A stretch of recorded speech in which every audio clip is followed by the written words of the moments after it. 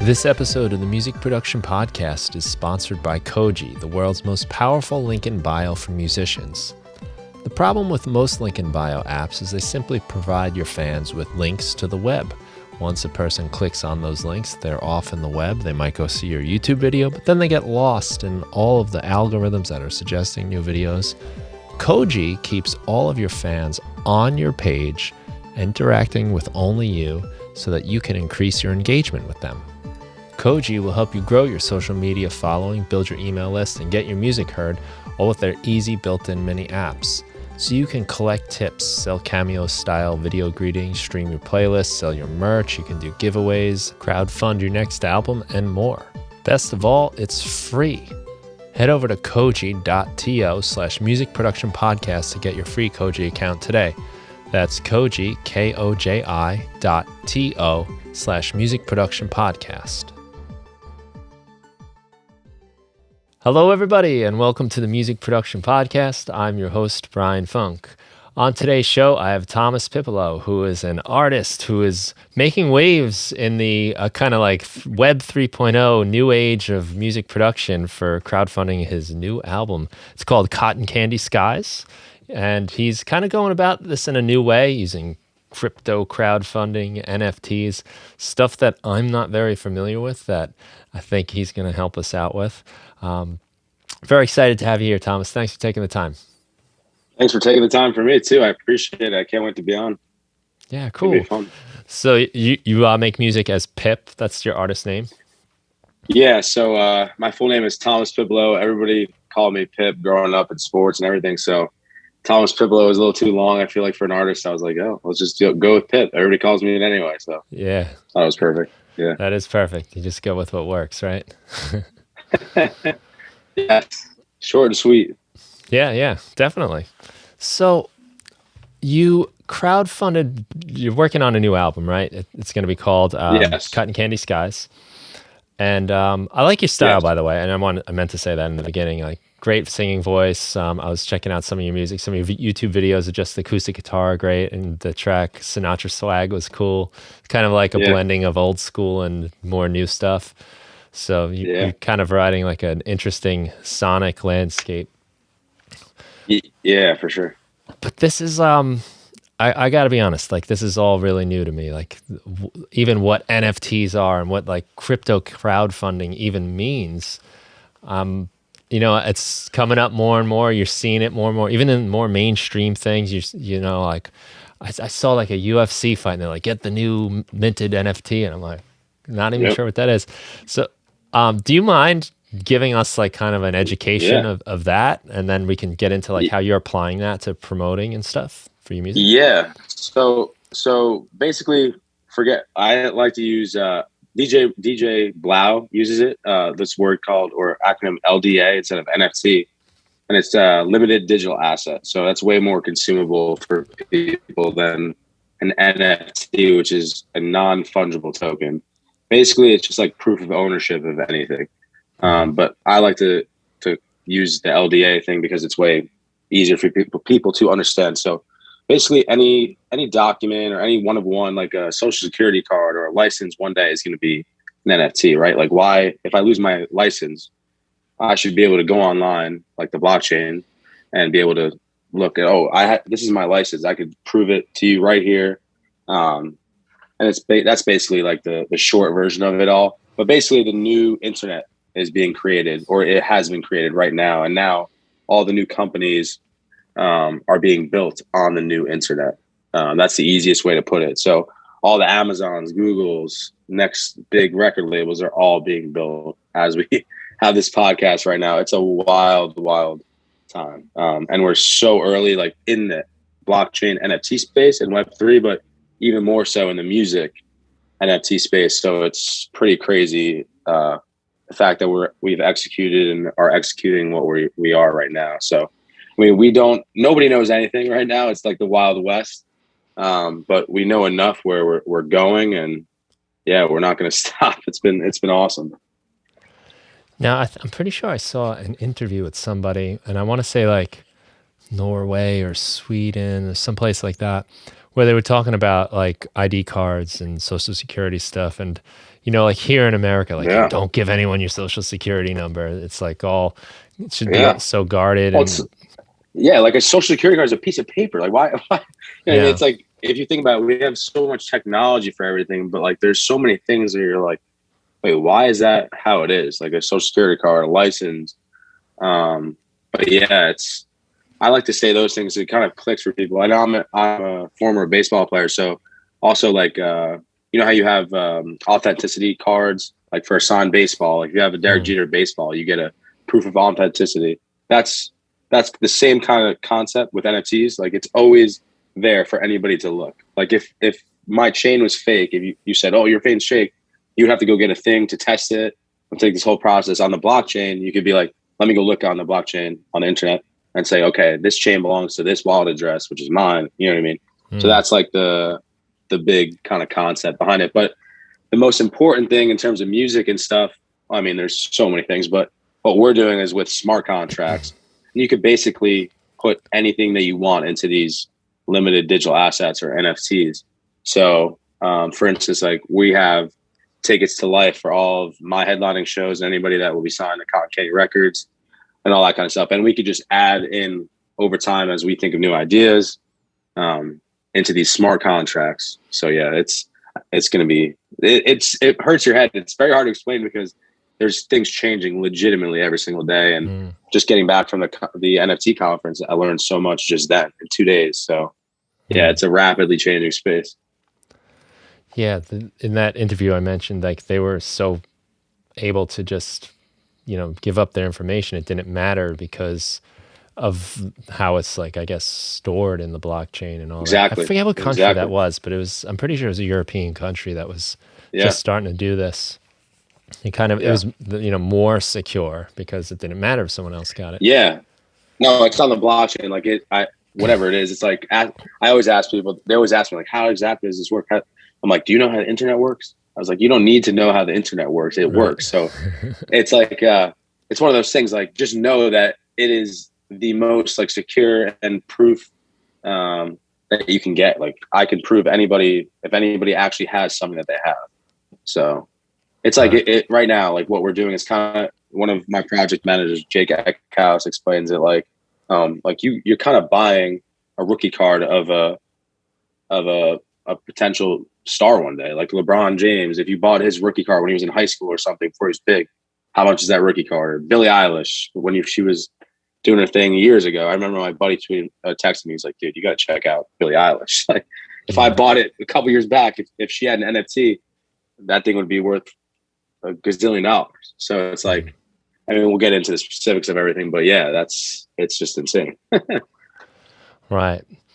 Now, so I'm understanding it as I'm hearing it, as it's like given to me. There, like you can own songs, you can own music. The thing that I guess confused me was like, what is the need to own that? Like, where else? Like, music is so weird, right? Because in my lifetime, we went from like CDs where you had to actually own it. Now it's digital and like anyone can listen to it. It kind of reminds me, and I'm sure I'm getting this wrong, but if you've ever read The Catcher in the Rye, Holden Caulfield talks about his younger brother buying a goldfish. And since he bought it with his own money, he wouldn't let anyone else look at his goldfish. So when I think of NFTs, I always think of that little part in the book. Like, it's like this kind of adorable idea for this little kid. Like, I bought them so, all you do with them is look at them. And it's like music, really, for most people, you just hear it. So I don't know what my question is exactly, but what is the need for it, I guess, if it's... So the first thing I'd say is like, just in the NFT world in general, when you buy, like, it didn't click for me until a couple months ago. It took me like 2 years, right, to even get to a point where it was like starting to understand it. So it takes a lot of research and everything like that. But the minute I bought my first NFT, I had that exact feeling that you were talking about in the book. It's like, whoa, like this actually feels like cool. I don't know what it is.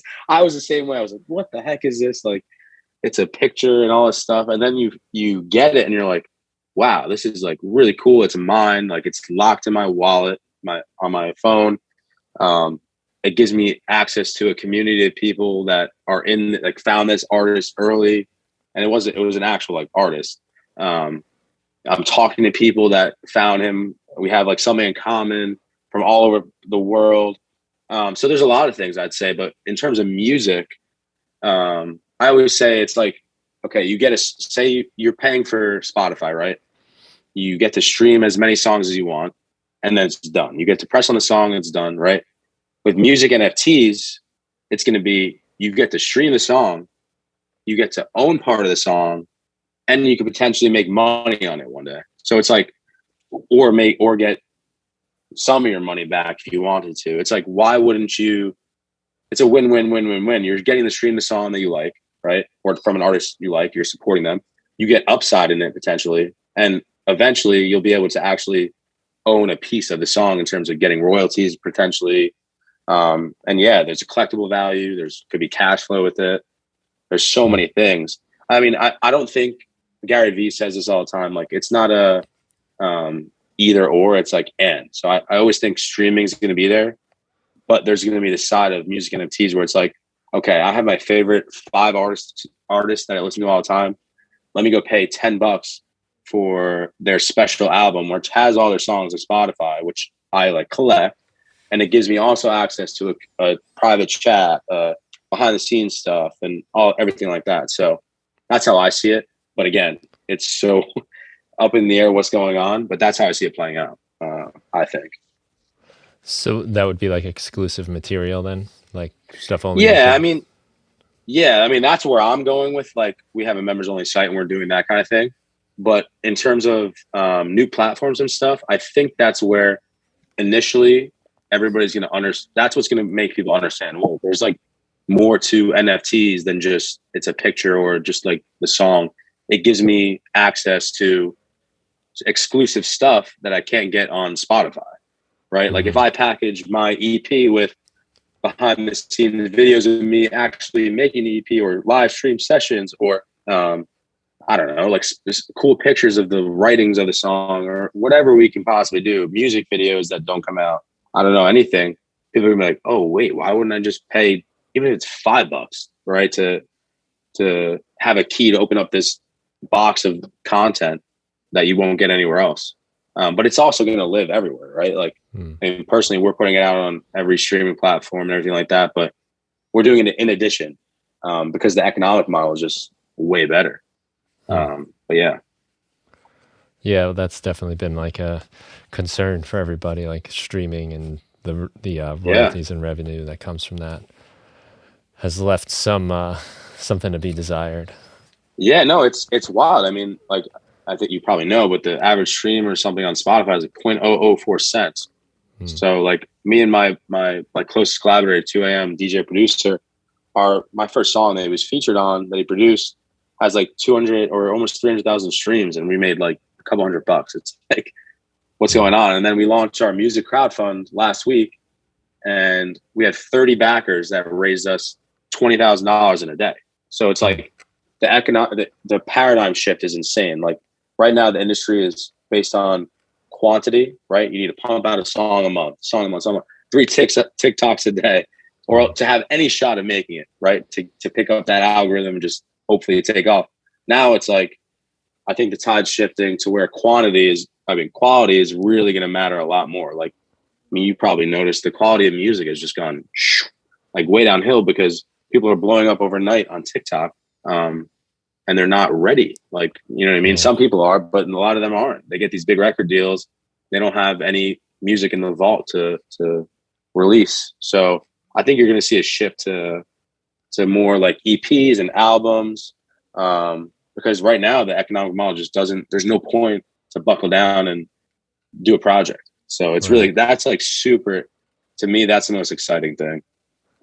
Yeah, it's really interesting how the medium influences the art. I mean, it's really been like this forever. I mean, the reason records are about 40 minutes long is like that's what a vinyl can hold. And then, CDs had their limitations too. But now we're seeing like so much streaming, and especially with TikTok, the songs are actually getting shorter now. And like you said, there's not as much of a point to create this body of work. You're better off dripping out a bunch of things as fast as possible. Yeah. I've never heard it put like that. That was a really cool way to put it.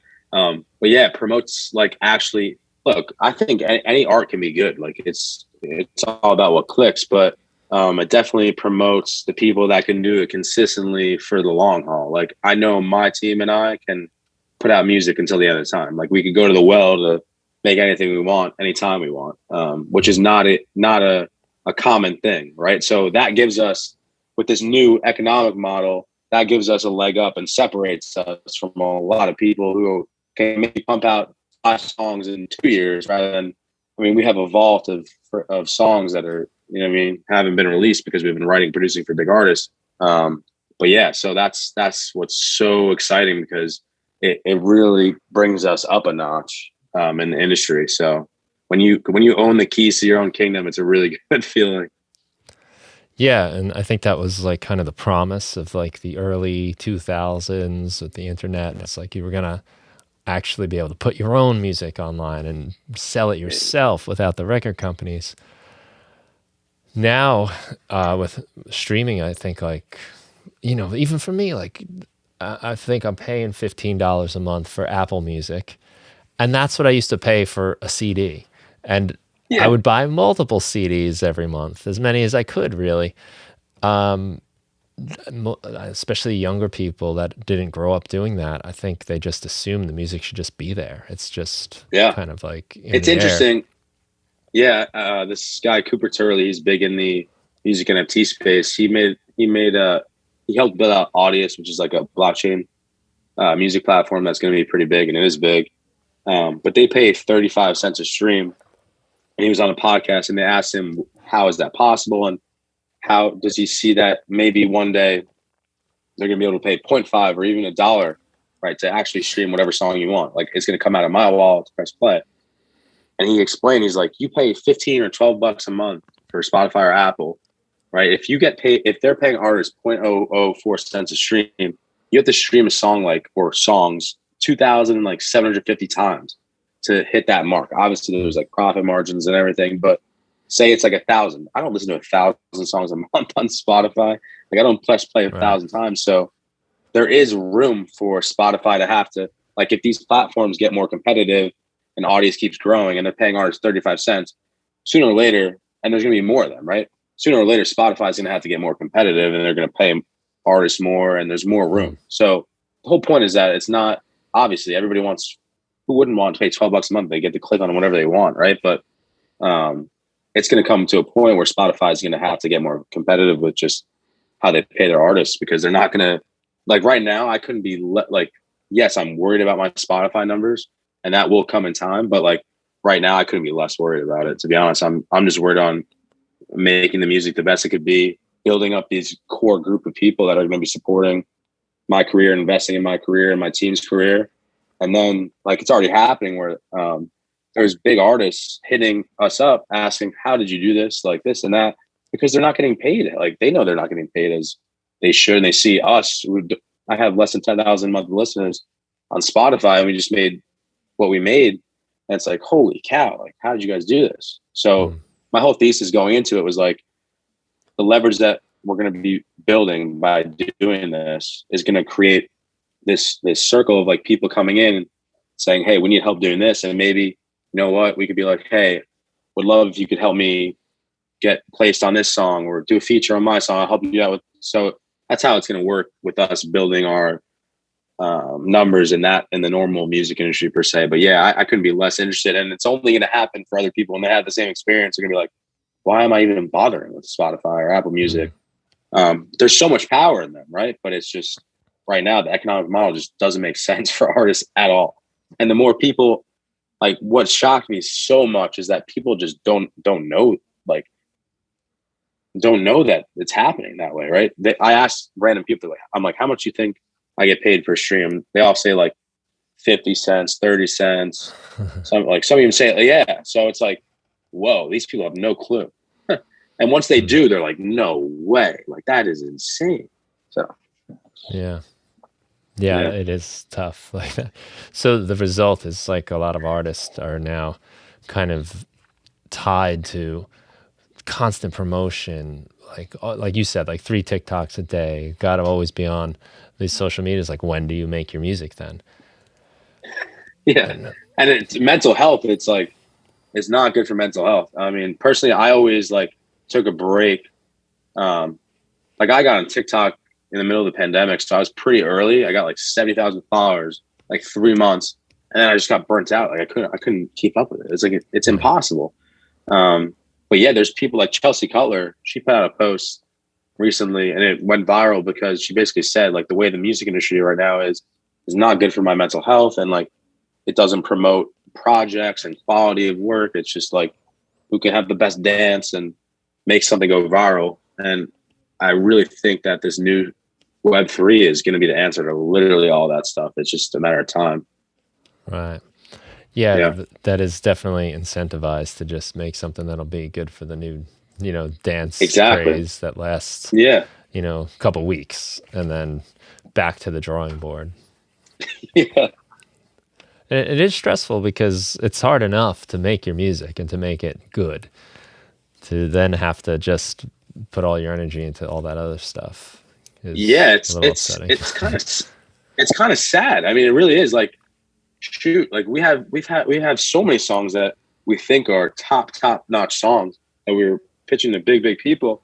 The reason why we didn't put them out ourselves a while ago is just because we're like, what are we going to do? Put it on Spotify Music and get, at most we get 1 million streams. We make $4,000 when we could get it cut by a big artist and make a big chunk of change, and then roll our own songs off of that. And you know what I mean? So it's like, there's so many people that don't even bother with it anymore that are so talented, or don't even attempt because they're like, what am I doing? Like so many talented people.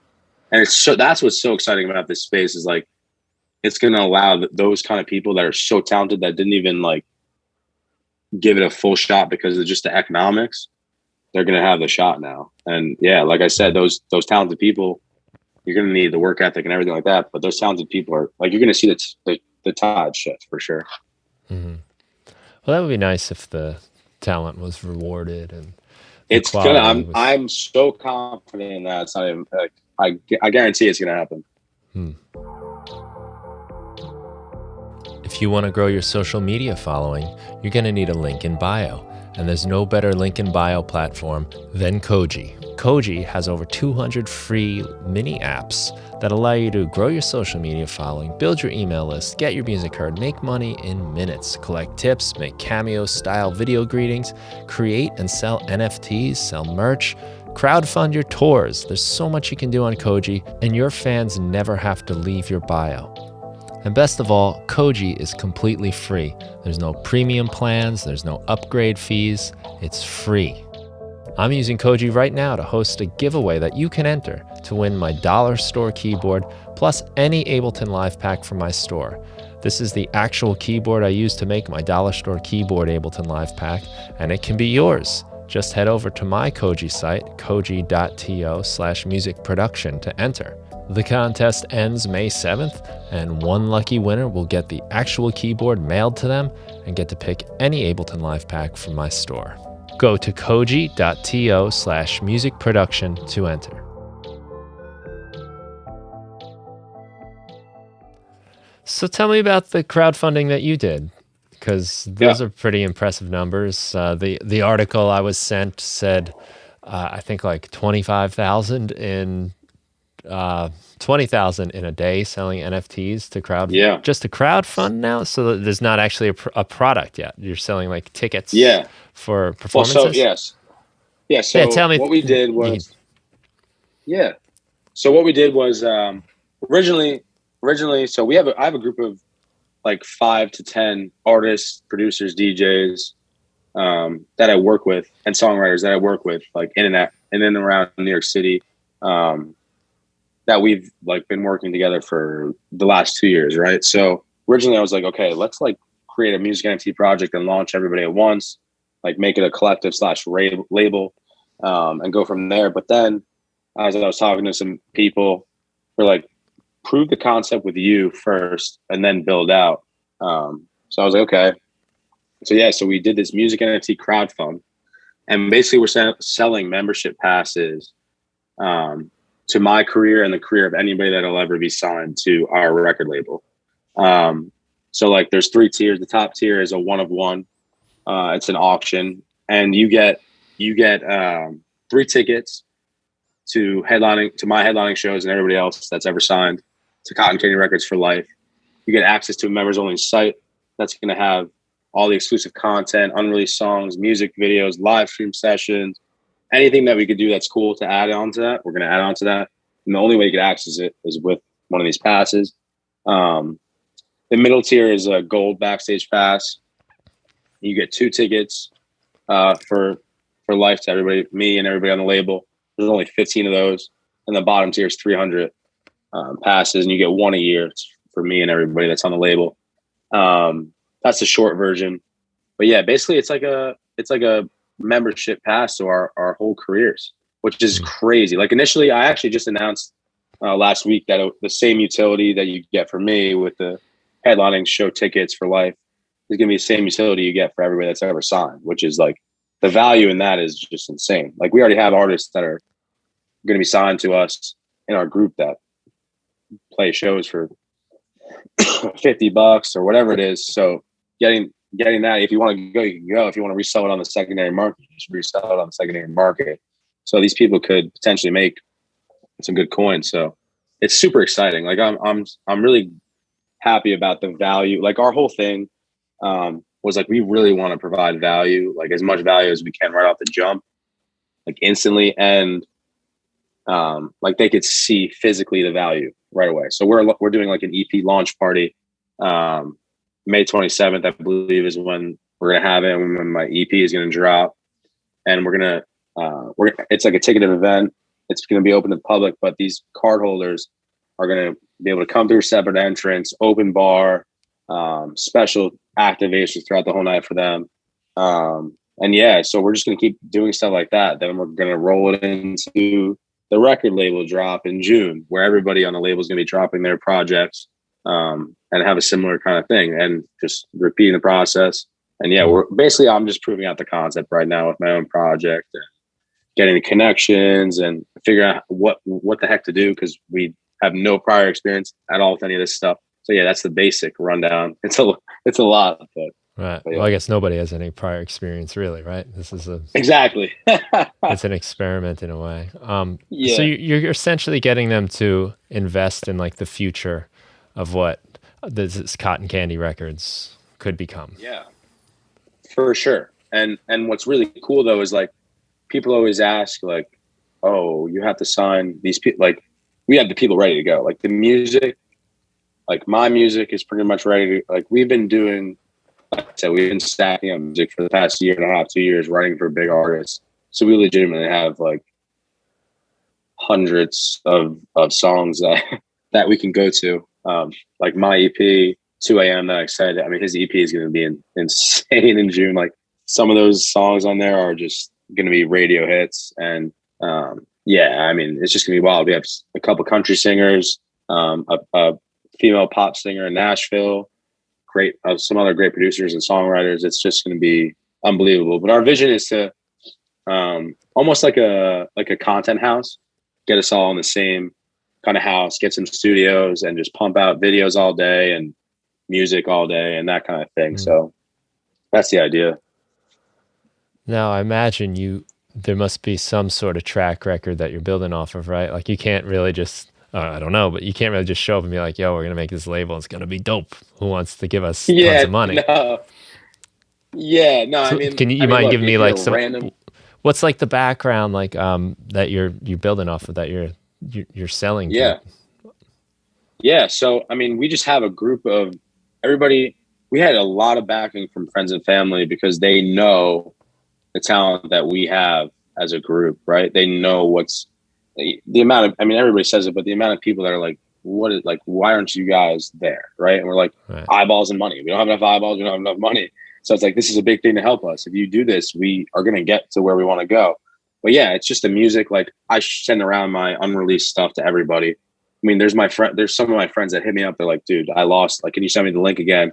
And it's to all my unreleased music. And they're playing it in their rooms to all these people. And then I'm getting texts from random people like, dude, this song is crazy. And So there's so many songs, but we were writing for big artists, like big artists, right? And that's all in our SoundCloud playlist that we share around everybody, so everybody knows like what's coming music wise. But yeah, we've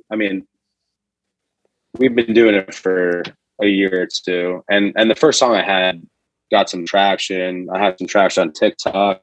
I mean, look, we're not like big or anything at all, but everybody's kind of behind the scenes, like, holy cow, like these people, these group of people, like in the most humble way, like might be one of the best hidden secrets there is. Like, I genuinely believe that, and I'm the most humble guy you'll meet. I'm like, so it's just super exciting. It really is.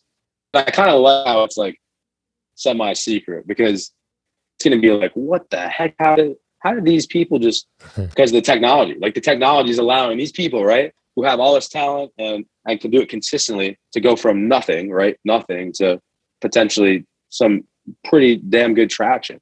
So if we can pull it off, which we will, like, it's going to really push the space forward, which at the end of the day is what we want to do, and inspire some other independent artists and stuff like that. So, yeah. Well, there's definitely strength in numbers, right? And I think that's all, in any like musical movement, when things bust out, like if you go back to like grunge, it wasn't just one band, it was a whole thing that swelled up.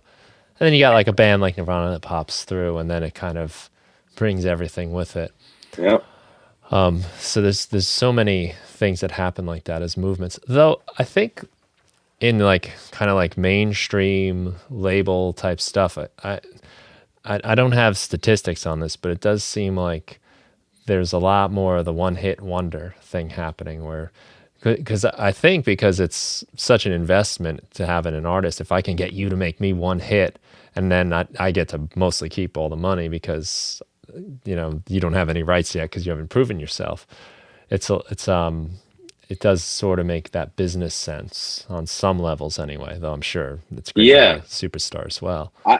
I think a big part of that is like the quantity thing. So like with TikTok, if you make one song, like everybody's signing people off of TikTok now. So if one song blows up, there's labels right at their doorstep, and well, who's this new person or girl or guy, and they're signing them, and they're taking the chance that song's gonna blow up. And like you said, that pays off right there. But what are they getting long term? Nothing. Right. I mean, more times than not, you hear one song come out and then there's nothing else coming out after that. And the sad thing is that they're not supporting those artists to grow and develop, right? And they're taking 80% of the pie from the artists. So what we're doing, I forgot to mention, the most important part of what we're doing is the fact that everybody that's ever signed to us is getting 80% of the pie themselves. 20% is going back in the label. That's a paradigm shift in the whole industry. Like, right. The minute that's why artists are hitting us up, like big artists are hitting us up, like, what's going on? Like, what are you guys doing? Like, how is this possible? Because we didn't have any fans. Like, imagine a medium-sized artist like commits to what we just did and like really goes all in on Twitter, where the space lives, and all this stuff. Like, they're gonna do some serious damage. But the thing is that people in the space right now really can sniff out the people that are coming in and make money and then dipping. And there's other people they can really sniff, like us. We're committed. We're literally all in on this technology and pushing the space forward in the future. But yeah, that's why I think you see the label thing happen, is because of the just nature of the medium of what you need to do to get big on TikTok and stuff like that. Yeah, they're investors too, really, when you think about it. I don't think the labels, as a whole entity, is so concerned about like advancing art. They're investing in artists that will make money, really, which is why there's always the, when you get somebody that breaks through, you get the like rehash copycats of them for a while until it kills the movement.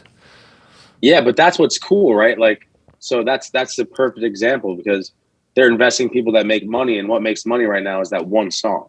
Right. But what's gonna make money are the artists, songwriters, producers that can pump out a project, 2 projects a year, which most people can't do. So that sooner rather than later, the tide's gonna shift, and the labels are either gonna have to run towards this space or start throwing their money behind people that are gonna be in the space that can do what we do, which is make consistent good music and go to the well whenever they want. So I think it's just gonna be a natural thing that happens. So if you're giving passes, like basically lifetime passes to anyone that's on the label, and then you're having like parties, open bars and things like that, how can you sustain that? Because those Yeah. costs will obviously add up too. Is that just kind Yeah. of banking on the talent pulling through? And Yeah. So we're gonna have a lot of sponsors and stuff that we're reaching out to and everything to really support us. But yeah, I mean, the economic model, it's crazy, but like you're actually gonna be able to make money off of music now. So, which we already have and will. But yeah, the way we structured it in terms of like the numbers of the passes, it's doable because the top one is only one. The middle, which is two to every show for life, is only 15, and the bottom is once a year. So it's really doable based on the numbers that we did, and we also partnered with this NFT ticketing platform called Asia, who's about to launch in June, I believe, out of Canada, and they're going to be actually able to deliver the ticketing utility of our project. So that's really, really cool in terms of that. But yeah, I think just based on the numbers of cards that we have, we'll be able to handle the influx of it and everything. But yeah, but project wise, like pulling in money, I really think our next, like when the EP actually comes out and we do projects, like my project, I think we'll be able to raise a significant amount of money. And then when the label drops, I truly think we're going to make a big splash. So it's really exciting. Now you said people can actually make money off like royalties if they have bought like the NFT of a song. Yeah, so we haven't done that yet because right now it's very gray in terms of like the legalities of everything because it's like a security. But there's companies that do it, like Blau's company Royal does it. But in the future, we're definitely are going to be like meeting with lawyers. We already are to figure out how to do that because that's a really cool thing, right? Like I could buy a song and I could get royalties from it. Like that is awesome, right? Like you just sit in your wallet and you just get constant money coming in. So that's sounds almost like a stock investment to me. Yeah, so that's why we haven't done it. It's not. It sounds exactly like a stock, which is not good because it's not legal, right? But there are ways to do it the right way. But that's why we haven't done it yet. But we will hopefully be able to in the future. And I think it will come. There will come a time where the law catches up. But our way of doing that is with the tickets, right? So I haven't seen anybody do it like this, but our way of doing it is delivering the ticket through email or whatever, and the NFT of the ticket for people to either go or resell on a secondary market to get that value. I understand that model better, because that's like that's an event, that's like a thing you can go to, and it's an experience. Who makes money off of? Nobody makes money off of streaming anyway right now. So people that are even offering that, it's like your song has to go number one on radio for a year, and for 50 people to make any kind of legitimate money, like you could have your money back investing in our project. If you buy a gold pass, which originally was like $1,500, it's gone up because Ethereum's gone up. I did the math. It's like as a label in our lifetime, we have to play 15 shows, like 15 shows at $50 for you to get your money back with the gold pass. Like that's gonna happen. That could happen this year. So it's like one, and you know what I mean. So that's like the conservative, like that's gonna happen. And then obviously, if somebody blows up, obviously you could comprehend that you're gonna get way more than your money back. But even if we're all just meeting, you could make, you know what I mean. There's a lot of value. Right. Are the costs of say like the art you said you bought a while back, is this like in the realm of like what it would be to buy a real piece of art? Is it cheaper? Because like $1,500, this is crowdfunding, so it's a little bit different. So I'm sure there's other levels maybe, but I don't see like the average kid that's a music fan able to participate in this. Yeah. Is this something that because to me this sounds like it's almost like venture capital where you're the Yeah. startup and you've got the big investors. Does it come down to different levels, more accessible to your average music fan, say? Yeah. So our bottom pass is like around $275, but that's obviously a lot of money. This is like the initial launch or pre-sale to everything. So yeah, this is kind of like a startup coming to investors saying, "Hey, this is what we're going to be doing. We need some capital. This is what you get in return." But our next projects on Ethereum and then this blockchain called Solana, specifically on Solana, will be a lot cheaper, like a lot cheaper. And that blockchain or that internet is where like the consumption of music is going to be, because it's just cheaper in general. But yeah, for the average music fans, they're going to be able to get in on this at a way cheaper cost when the actual EP comes out and then everybody else's actual music comes out. So that's going to be really cool too, because obviously there's not a lot of people that can afford that. But yeah. Right. Okay. And concert tickets these days, like it seems like you want to see anybody, you're paying $100. Yeah. Yeah, but even like you said before, I haven't really discussed it with anybody. Like you used to buy CDs for $15, but multiple. I mean, there's people, right? Like you don't have to, like in the space at $100 is like cheap right now, like for NFTs. And like you can make a lot of money if you sell 1,000 copies of something for $15. Like that's better than anything you're doing now in the normal music industry. So it's like, why wouldn't we do that when the actual music comes out? So that's what we're thinking in terms of that. But there will be like an exclusive collection of like a high ticket collection as well. So we're going to try to hit every part of the market. Right. And I can see that being like something of value to like the mega fan, someone that's like die hard and they're really into your stuff. Just like you would buy the box set back in the day, Yeah. all the B-sides and everything.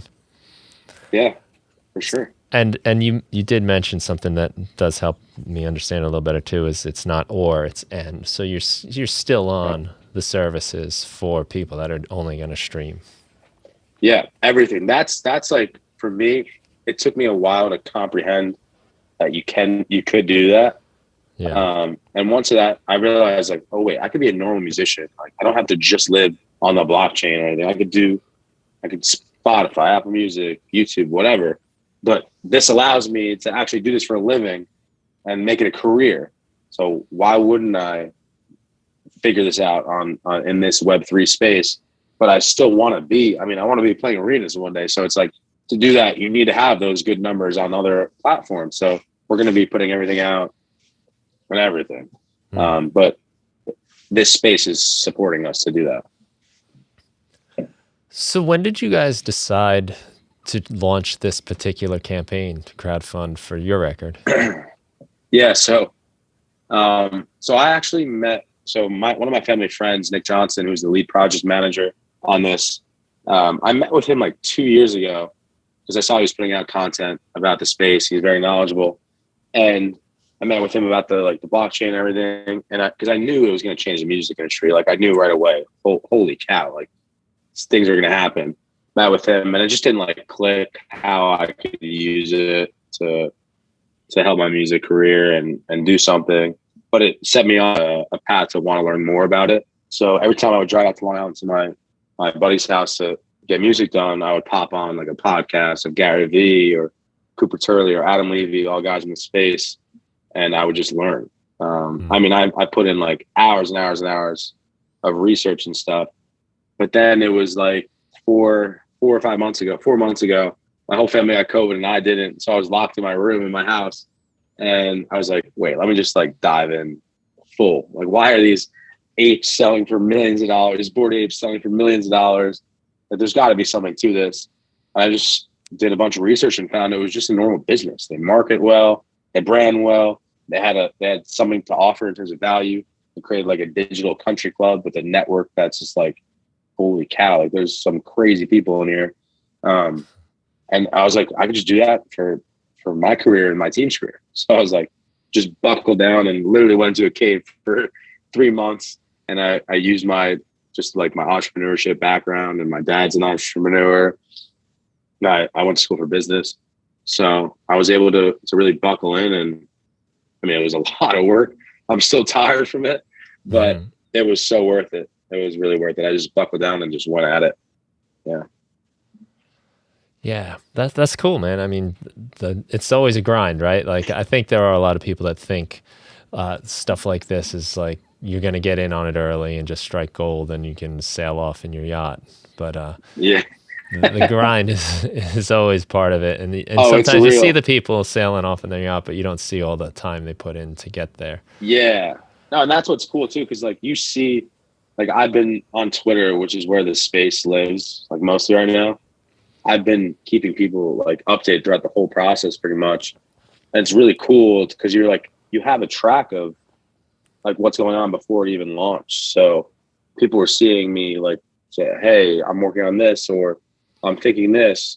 And then to actually launch and have success and we're still selling, it's really cool because I've always been like, why do people always like come out to the world when they're on top of the mountain? Why not show people like all the way up? And Right. I think that's a really cool thing. Like even right now, we're not on top of the mountain, but we're out in the public saying like, here's what we're doing, and we're going to do it. So it's like, come for the ride and watch us do it instead of getting up there and be like, oh, here we are. So, right. Yeah. Well, it's a new possibility, and you are creating evidence that there's some potential for it. Definitely. Yeah.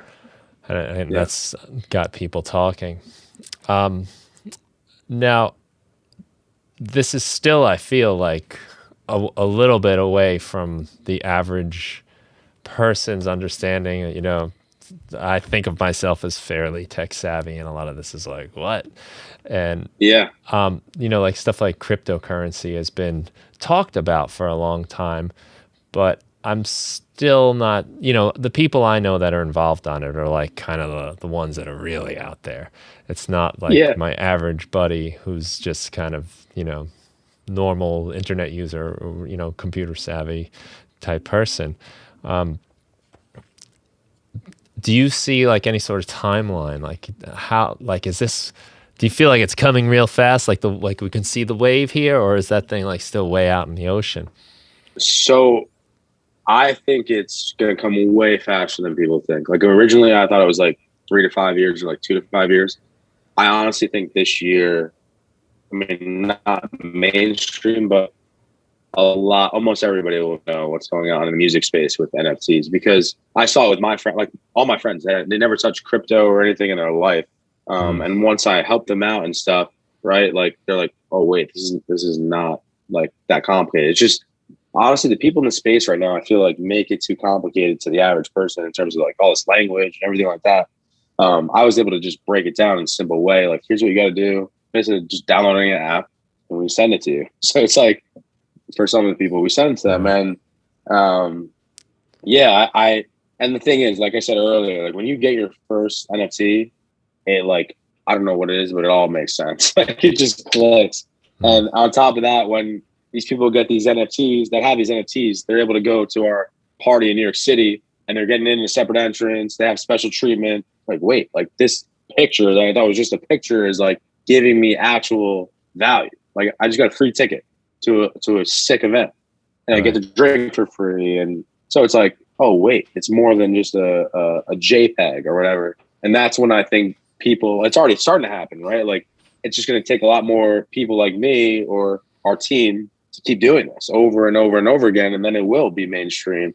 Because the minute, like what's so cool is it's going to take someone like us and our team, me and my team, who are at that medium level to low to medium level to go off the back of Web3 in this space to go mainstream. And then people are going to be like, wait, like we have, like, what is going on? Like we need to learn about this.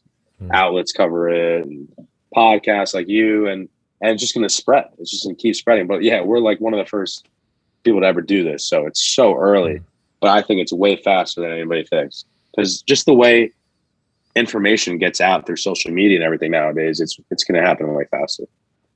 Right. Yeah. I feel like we need like someone to come along, kind of like Steve Jobs did when the iPod came out, there were MP3 players around, but no one knew what the hell they were. And then Steve Jobs says No clue. 10,000 songs in your pocket, and we say, "Oh, okay, I get Yeah, it it now." just it clicks. Yeah, exactly. Yeah, it clicks. Yeah, we need like just some really concise Yeah. explanation that people just get. And I think that'll a big thing too is these platforms. When there's a platform that looks and acts exactly like Spotify or people, and it's like the crypto's like under the hood, like people have no Right. clue that they're actually. It's like right now you're seeing like the gadgets behind the internet, like you know what I mean. If you were just on your laptop, you'd be seeing like all these moving pieces, or like how is the network coming. You don't need to know that, but right now it's so new that's what it is. It's just you're seeing all the interworkings instead of just opening it up and boom, like it's just is what it is. Like it'll just be under the hood at some point, and when that happens, everybody will be using it and they won't even know it. Right. I mean, we're on this very Yeah, complicated Zoom call right now. All I did was yeah, say start meeting. Poof. exactly. So Magic. yeah, no, exactly. A year ago or 5 years ago, what the heck is this? Like, you Yeah. know what I mean? So it just takes the platforms, and then I think it's so important for the media and people to use the platforms and the platforms to work together to grow the space, because the more the space grows, it helps everybody. So yeah, I think I think it's going to happen way, way, way sooner than everybody says, for sure. Do you foresee any sort of challenges along the way? Any like surprises, anything that might get in the way or Yeah, disrupt it? yeah. I mean, honestly, like what's crazy is obviously there's going to be challenges. There's always challenges. But I really feel confident with what we have because we control the whole process now. Like we don't need to go anywhere to make music because we have all the talented people in house. We don't. Yeah, I mean we control the whole. We're like Amazon, but in house. Like so, we have everything. The reason why Amazon's so successful is they own every part of the process, and now that's what we do. So I'm confident in our team to execute what we have to execute. So honestly, I feel super super confident in what's going on. I maybe the only thing I could see is like the tide shifting, and you know how it works, where there's big companies that try to get in your way and stuff like that. But I don't know. I think this time around, people will hopefully be more receptive to the new wave that's going on, and maybe want to partner and learn, and you could just scratch each other's back rather than just like going at it. But you know, there's always problems in these things. But yeah, I feel confident that we have the keys. So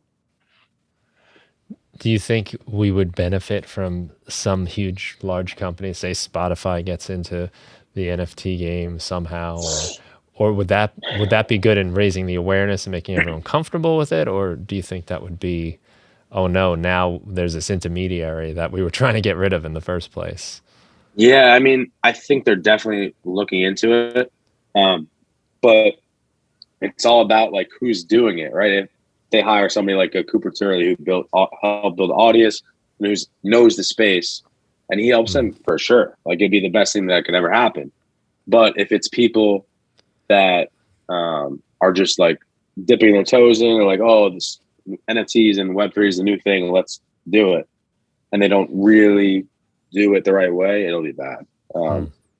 Because it's just so new that you need to be in the space and like submerge yourself in the culture and everything that's going on Twitter and with these different projects that it wouldn't be for the right reasons. Basically, I don't see them doing that anytime soon. I think it's gonna be a new platform, and there's a bunch of them being created. Like the amount of platforms and stuff that have reached out to me ever since this has happened. Like if you can see what's going to be coming out with these these platforms, technologies, it's insane.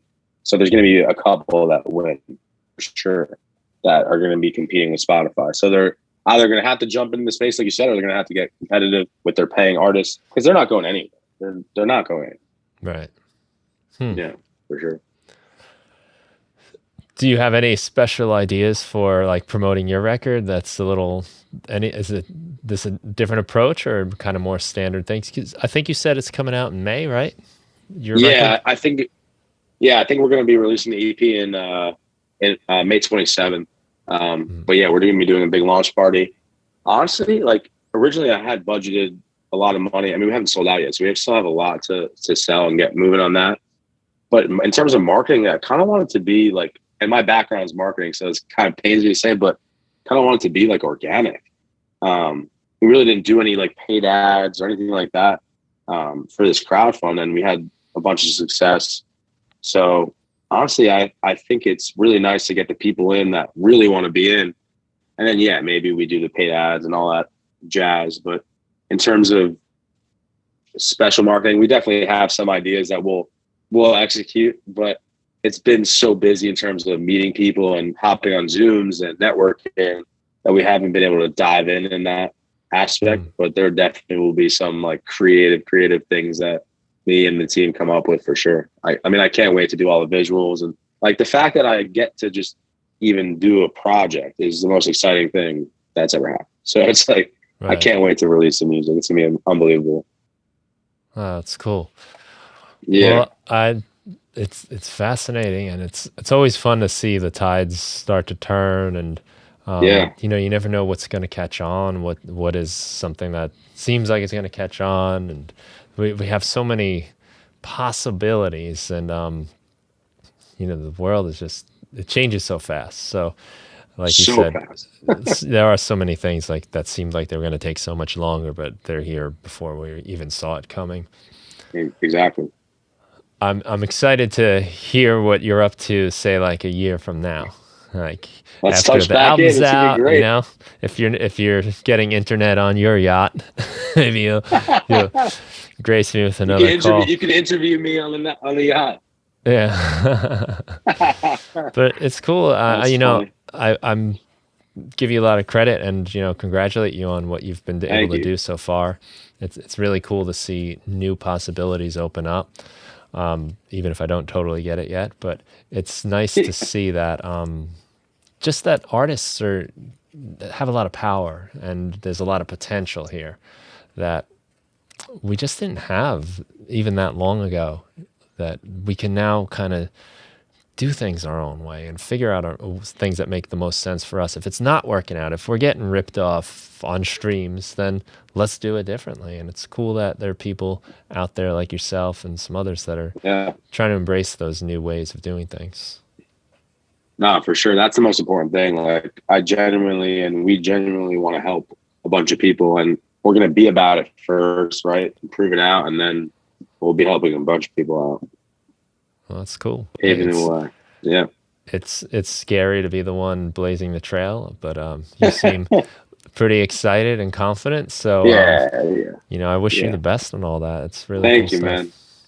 Thank you. And any place you want to send people to check out your work, to see what you're up to, so they can follow along, or even if they want to participate in this crowdfunding? Yeah, so you can follow me on all socials at Pip Music _. So Pip Music _ Twitter is where all the NFT stuff really lives. And then, so the crowdfund and all the info on it, you could go to pipmusic.xyz. And yeah, you could watch some videos that explain a little better and learn a little bit more about it. But you could also message me. Anybody that's interested or anything in learning a little bit more, message me. We'll get back to you for sure. Yeah. Nice. Yeah, we'll put all that stuff in the show notes so people can check it out and explore it. Awesome. Get educated, and you know, I think your enthusiasm is infectious, and I thank you. really do wish you the best on everything. Thank you, man. I appreciate it. It was a great interview. I really appreciate it. Oh, cool. So thanks a lot, and thank you everybody for listening. You guys have a great day.